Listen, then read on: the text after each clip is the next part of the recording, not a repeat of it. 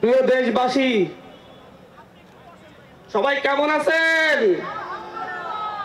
আজকে কেমন উপভোগ করতেছেন?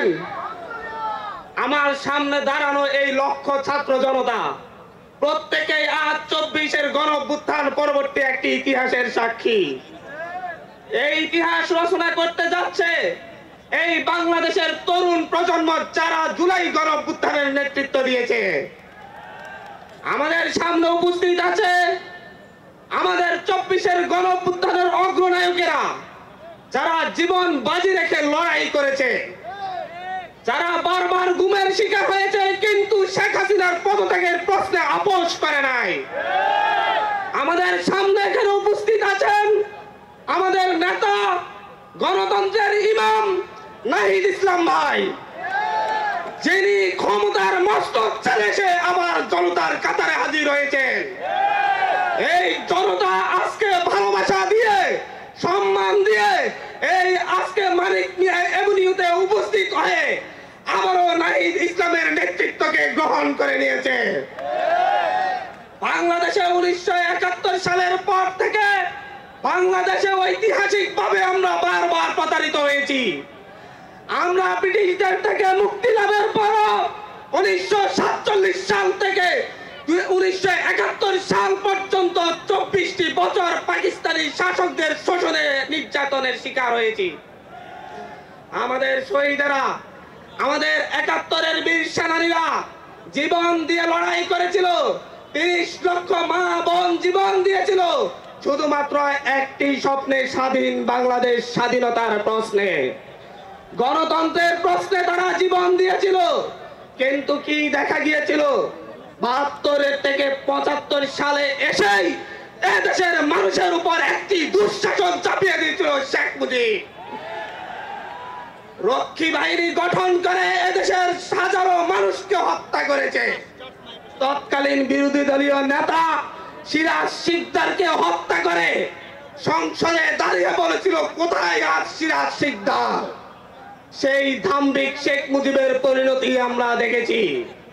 আমরা তার পরবর্তী সময়ে 77 থেকে আমরা তার পরবর্তী সময়ে 6টি বছর মেজর জিয়ার শাসনামল দেখেছি, যেটা বাংলাদেশের মানুষকে একটি পথের দিশা দিয়েছিল। কিন্তু তার পরবর্তী থেকে আবারও বাংলাদেশ পথ হারিয়েছে। স্বৈর শাসন, একদলীয় শাসন এবং প্রতিটি ইলেকশনের আগেই রক্তক্ষয়ী সংঘর্ষ এদেশের মানুষকে আবার জিম্মি করে তুলেছিল। বারবার 1990-এর গণঅভ্যুত্থানের পরে গণতন্ত্রের প্রশ্নে যে মীমাংসা হয়েছিল, সেই মীমাংসাকে উপেক্ষা করে প্রতিটি জাতীয় সংসদ নির্বাচনের আগে এদেশের মানুষ এক দল আরেক দলের মুখোমুখি দাঁড়িয়ে সংঘাতে লিপ্ত হতে বাধ্য হয়েছিল।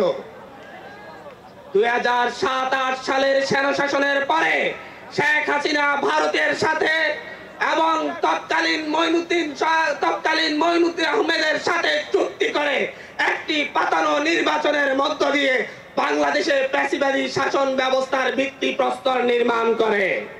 তার পরবর্তীতে তারই ধারাবাহিকতায় বাংলাদেশের মানুষ এই মঞ্চে উপবিষ্ট তরুণদের নেতৃত্বকে মেনে নিয়ে শেখ হাসিনার বিরুদ্ধে রাজপথে নেমে একটি সফল গণঅভ্যুত্থান পরিচালনা করে। তার মধ্য দিয়ে শেখ হাসিনা সহ তার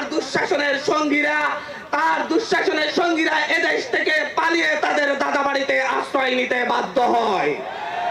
আমরা আজকে এই দেশবাসীর সামনে উপস্থিত হয়ে বলছি, আমরা আমাদের নতুন দলের পক্ষ থেকে কথা দিচ্ছি, আগামীর বাংলাদেশ গণতন্ত্রের বাংলাদেশ হবে।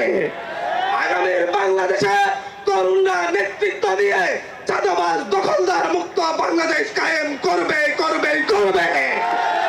আগামীর বাংলাদেশে আর কোন নির্বাচনের আগে দলে দলে সংঘাত হয়ে প্রাণহানির ঘটনা তরুণরা করতে দিবে না।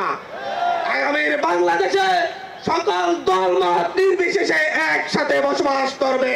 আগামীর বাংলাদেশ নির্মাণে আমাদের এই তরুণ প্রজন্মের নেতৃত্বে সকল রাজনৈতিক দলকে সাথে নিয়ে আগামীর বাংলাদেশ পুনর্গঠন করা হবে। এটা এই দেশবাসীর কাছে আমাদের প্রতিশ্রুতি। আমরা এই প্রতিশ্রুতি রেখে আপনার সংক্ষিপ্ত বক্তব্য শেষ করছি। ধন্যবাদ। ইনকিলাব জিন্দাবাদ।